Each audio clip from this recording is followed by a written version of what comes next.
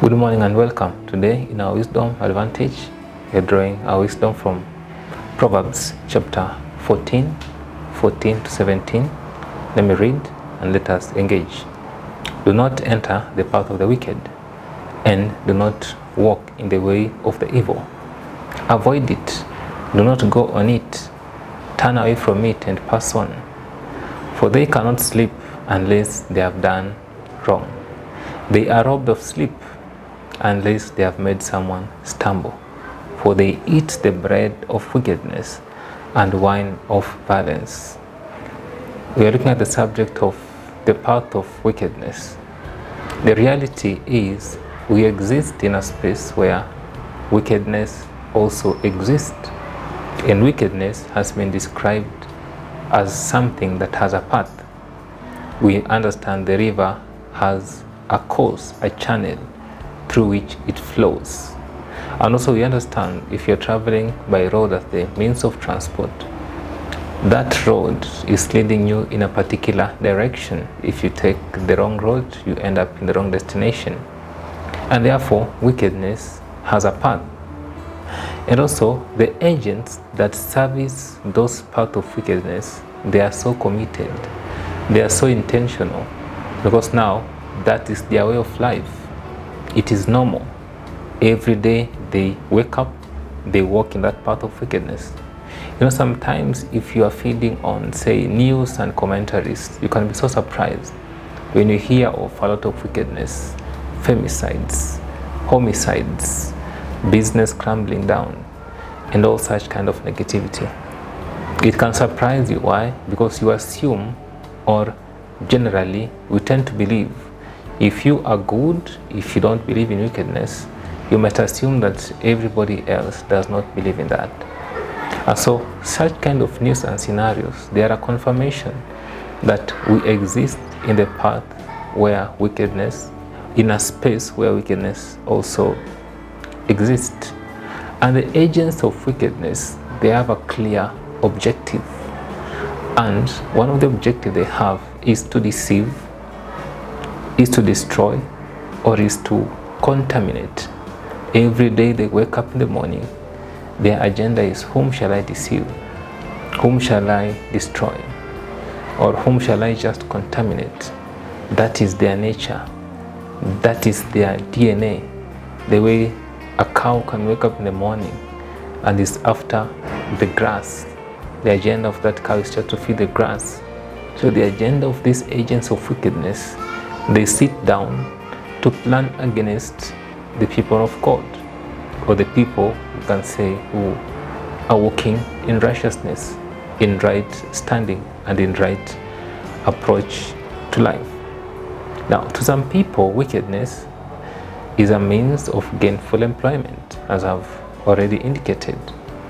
Their source of income, their source of identity is wickedness. And that is why some people thrive very much when systems are not working, because they know they can corrupt, they can steal from people, steal from institutions. That is their source of gainful employment. That is how they have decided to exist in this life.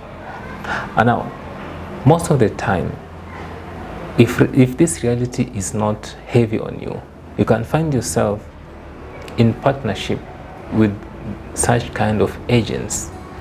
We have heard of stories where people, you have taken so many years to build your business, 10 years, 15 years, and then by one single association, that entire business comes down.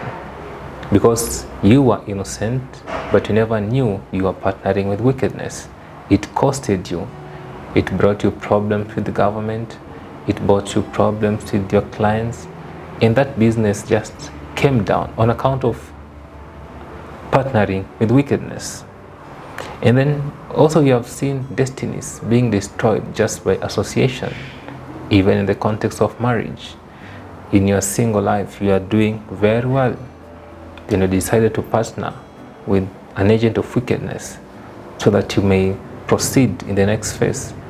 And one wrong decision, it ended up costing you.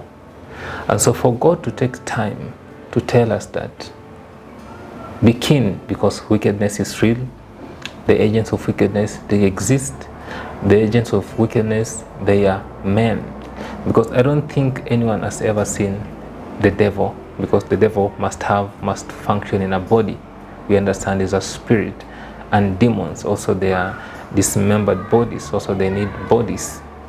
But so they don't function as in a vacuum, they function through people. So if the devil has to advance his agenda, he will use people. If demons have to advance their agenda, they will have to use people. And so we are being warned that we should be keen, that we should not fall prey and find ourselves walking in those paths. Meaning, it is more than possible for you to be deceived, for you to choose the path of wickedness, because most of the time they don't come in black and white. And that's why you have said it can be through deception, and then it ends up costing you so highly. Now, having said that, how should we overcome? Because now God has told us that avoid it, don't go on it. It's a path. Resist it. What are some of the practical things you can consider in light of that understanding? Make a decision to stick to the right path. Make a decision to stick to the right convictions that you already have. You know, you can be having the right conviction, and then by persuasion, you can be convinced to alter your conviction, to accommodate some things, to accommodate some practices. Maybe you don't believe in extorting people. You encounter a business partner who convinces you that you have to extort for you to grow fast. Maybe you don't believe in stealing. You encounter a business partner who believes in stealing, getting projects and contracts, getting payments, and he ends up not doing any project. And then you might find yourself also shifting to such direction. And therefore make a decision to remain true to the right convictions that you already have. And also be quick to discern wicked agents. Be quick to know that this person who's coming close to my camp is operating by a very wicked spirit, is operating by values that I don't operate, and that if I keep him close, he can cost my business, he can cost my family. There are people who can come, they have found your family, you are doing so well, and the moment you invite them in, they have to destroy the entire family. They have to destroy the entire business that you have taken so many years to build. And therefore be quick to discern those agents. Whether they masquerade, be quick to know that there is something off with this kind of association. There is something off with this kind of partnership. There is something off with this kind of business deal. So you must have the urgency to discern. And also, we must make decision not to partner, not to be deceived, because we coexist. And therefore, as you do business, as you seek employment, as you prepare to get married or to stay married, you'll always encounter people with contrary opinions. That's the reality. Not everyone believes in what you believe. Not everyone upholds what you uphold. But because success attracts, and people will want to be attracted to your success, to your prosperity, don't be quick to partner with wickedness. Don't assume that you can partner with wickedness and just succeed. It can end up costing you. That's why you've been told that is a path. Now, because the moment you partner, it's like you have chosen a certain path, which has been described as that of wickedness. And also lastly, we can avoid the temptation of haste. In wickedness, we have just learned one attribute or component of wickedness is that it operates by haste. The desire to grow rich very fast. The desire to accomplish things through shortcut. And that is why, for example, con men, they have to deceive, they have to lie. That's why people want to get rich, they have to steal. Why? They want to achieve things in the shortest time possible. And therefore, we can make a decision that we will trust the process, as they always say. Avoid the temptation of being in haste. Avoid the temptation of wanting to achieve things very fast in ungodly means. Because now, once you have that understanding, you shall live in contentment. We shall not live in a state of haste. We shall not live in a state of discontentment or comparison. Why? Because you understand that if you are to succeed, God will make it possible. And therefore, you don't have to use underhand methods and evil associations and wrong partnership for you to achieve anything. And that's our wisdom key for today.